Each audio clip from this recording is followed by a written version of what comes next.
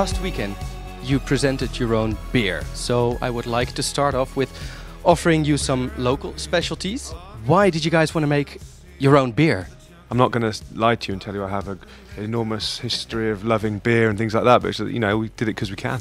For a long time now we've had quite a special connection with the Belgian audience, so the idea of doing something with a Belgian brewer, if we could find the right person, we talked about it for a few years, and we met these people, new kind of like up-and-coming brewery in Brussels, and they were kind of passionate, really creative, and we talked about our music.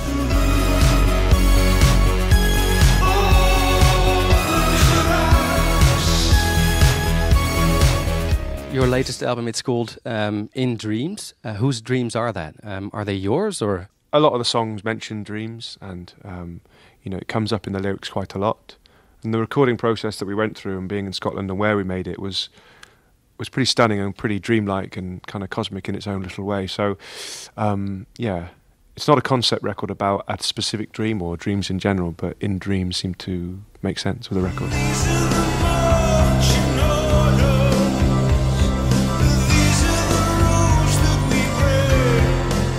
You know, generally, I'm a happy person. You know, I live a wonderful life, settled, and you know, and but you know, when I go to write lyrics, what interests me is the darker side of life, I guess, and I think I just tap into those thoughts and those experiences, maybe from a while ago, or maybe I kind of, you know, everyone has demons of some sort, I think, you know, and that's where I go to write about, really. It's what I've always found interesting, and it's where I have most mileage in terms of material, you know. Yeah. And I also think, like, I don't think singing maybe more trivial things, or I don't know, about dance floors and girls and things like that, I don't think that would ring true coming from my mouth.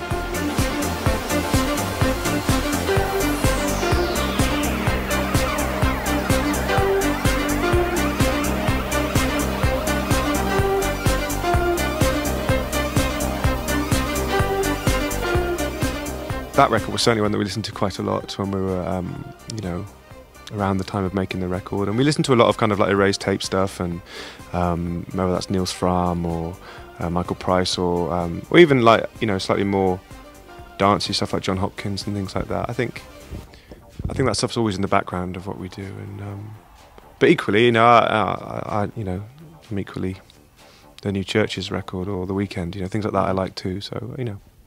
You know, we don't sit around listening to Joy Division all the time, you know. I boil easier than you, crush my bones into glue.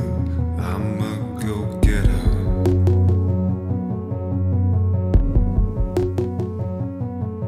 The system's in red, the room is in bread. I'm a go-getter. All the videos of In Dream songs so far were made by the Dutch-Iranian artist Rahi Rezvani, and I hope I pronounced this well. He works a lot with opposites as well, black and white, light and dark. Is he the visual counterpart of editors? When I met up with him, you know, long before we started making this album, he photographed me. Instantly kind of got on with him, and was I liked being in his, you know, none of us really like getting our photo taken, none of us really like doing video shoots, you know, that type of like that element of what we do has never been that pleasurable. We've always felt slightly insecure in those situations as well, and you know, he's listened to the record probably, you know, more than any of us have. You know, he's really immersed himself in it, and it means something to him. And all these little video clips that he makes, you know, he just sat down with us about an hour ago and showed us the video that he's done for the next single, Ocean of Night. The guy's a genius, and so I hope he can continue to do this with us, because it's nice to have that element of trust, not to feel uncomfortable in that kind of environment, but also because we know each other, and you know, the journey that we go on, we'll go to places that we would have never gone to otherwise, you know. So that's quite exciting to think about where we'd end up in Rahi's company.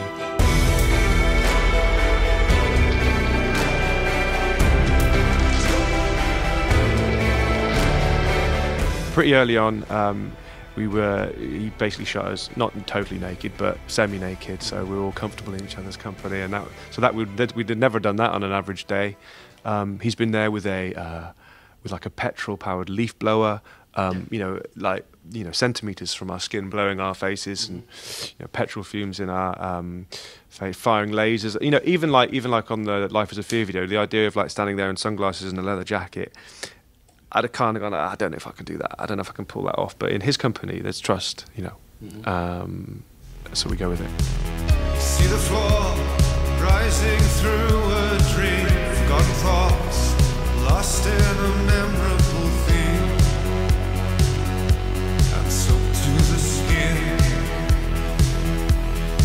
Some pop stars arrive and they have a strong vision of what they want to do, and some bands it grows, evolves over time, you know.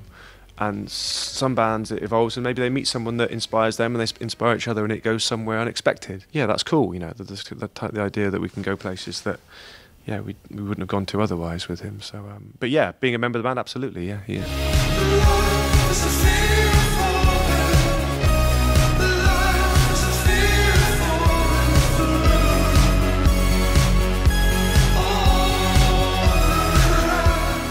Last question is going to be a fairly easy one.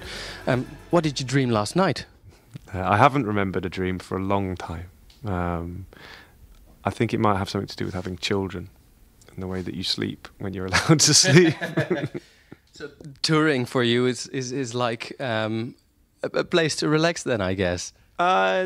I think generally I probably get more sleep on tour than I would do at home. Well, you know, it depends on the age of your children as well, doesn't it? But the age mine are at the moment, that when I'm at home, which I've been a lot recently, you know, yeah, sleep is a little bit more precious, shall we say.